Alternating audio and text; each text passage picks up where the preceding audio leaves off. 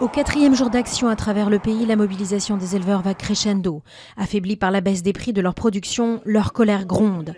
Pour l'heure, des barrages continuent de paralyser de nombreux axes routiers en France. Les mesures du plan d'urgence, promis hier par le président Hollande, doivent être annoncées aujourd'hui, à l'issue du Conseil des ministres.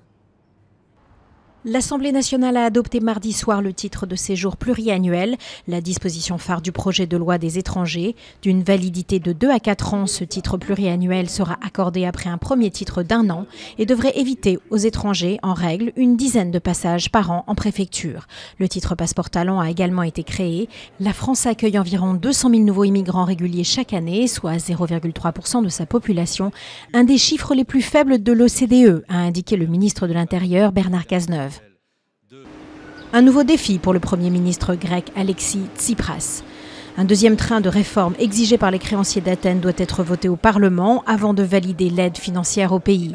L'adoption de ces nouvelles mesures semble acquise. En revanche, l'attitude des députés de sa propre majorité reste incertaine. Mardi, lors d'une réunion avec son état-major, Tsipras a tenu un discours très ferme vis-à-vis des contestataires de la gauche radicale.